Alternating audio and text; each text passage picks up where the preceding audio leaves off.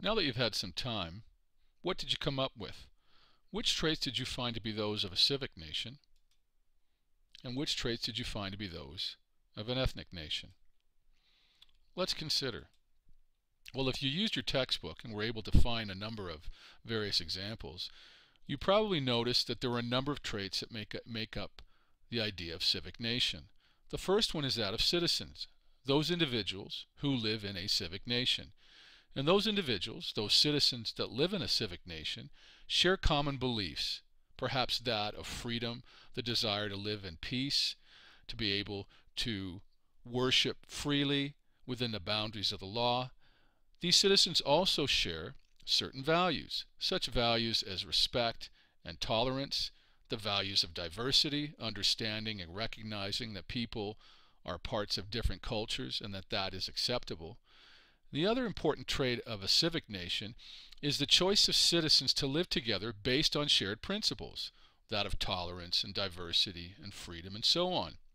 The other important trait of a civic nation is that the nation itself provides citizens the opportunity to live together, even though they may be of diverse ethnic or linguistic or cultural backgrounds, but they're able to live together under the rule of law. In other words, rules govern people, not individuals.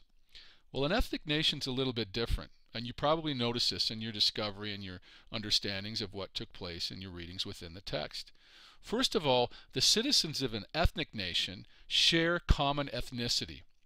There's not a great variation or diversity in ethnic groups within an ethnic nation.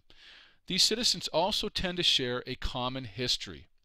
And because of this common ethnicity and this common history, the citizens of an ethnic nation desire to live together based on this shared ethnic identity. In other words, in an ethnic nation such as Greece, you would see Greeks wanting to live in Greece because of their ethnic identity, that of being Greek. And so citizens that share a common ethnicity, a common history, and a desire to live in a country or a state or a nation based on a shared ethnicity form what is known as a nation-state. So we see there are very varying differences between that of a civic and an ethnic nation, and yet both form the idea of nation. Let's continue.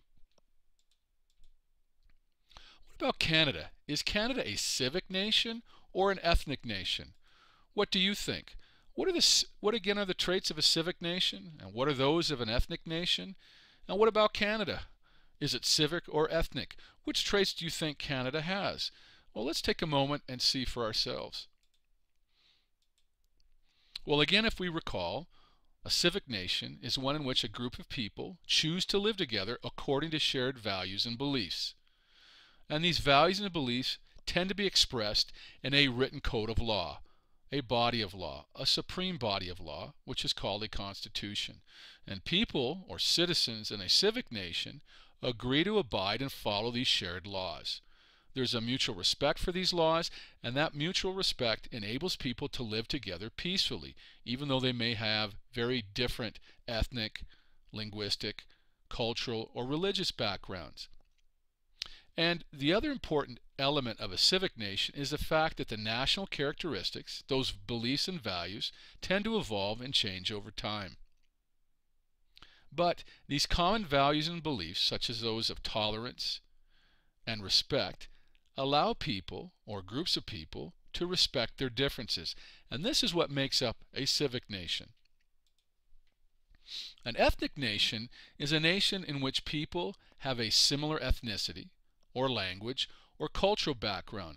They share traditions, and they see that living in different areas, even though they are of a similar ethnic and language background, would lead them to desire to live in common. In other words, to live in a state or a country that shares an ethnicity, language, or cultural background. And that an ethnic nation as well involves people that have pre-existing traits. In other words, whether it's religion or history or cultural background, these pre-existing traits lead to a shared sense of nation. In other words, the people or citizens of an ethnic nation see themselves as a singular or homogeneous group. These people then desire to create a nation-state, a state or a nation made up of others who share their sense of nation and share their ethnicity or language or culture. Unlike a civic nation, the process of nation building occurs as these groups of people from different territories come together and unite in a new nation. There may have been, for example, a cultural group existing in a state outside of an area inhabited by a particular group that shares a sense of identity with them, and when these people come together and begin building a nation, that's the basis and idea of an ethnic nation. Now, the new nation that is formed, this ethnic nation, is almost always based on a common language or ethnicity or even religion. And so we see that it's markedly different from that of a civic nation. Now let's go back to the question of Canada. Is Canada a civic or an ethnic nation? Well, let's consider some of the traits of Canada. Well, first of all, there are 3 founding peoples in Canada that are officially recognized: the Aboriginal Canadians, who are made up of the First Nations, Métis, and Inuit, and of course there are the French and the English. As well, Canada is known as a multicultural country. It is one of the official policies of the federal government. And so Canada is known as a cultural mosaic. We have as well 2 official languages of communication, French and English. And so bilingualism, the official policy of the federal government that recognizes and supports 2 official languages, is a basis of Canada's nation. We have no official religion. While we have a number of different faiths that worship freely in our country, we have no single official religion. We do, however, have a rule of law. We have a constitution which is made up of a number of elements, including the Charter of Rights and Freedoms, which specifies and entrenches certain rights and freedoms. One of the basic beliefs that we have is the idea of equality, that people are free from racial or ethnic or religious or even age discrimination. As well, we have the idea, the belief of tolerance, that we as a group of people with a wide range of cultural and ethnic groups, we can exist and interact peacefully. And so if these are the traits of Canada, then obviously Canada is a civic nation. And so we see nation in its various elements. We use Canada as an example, the Canadian context, and we see that ultimately Canada is itself a civic nation.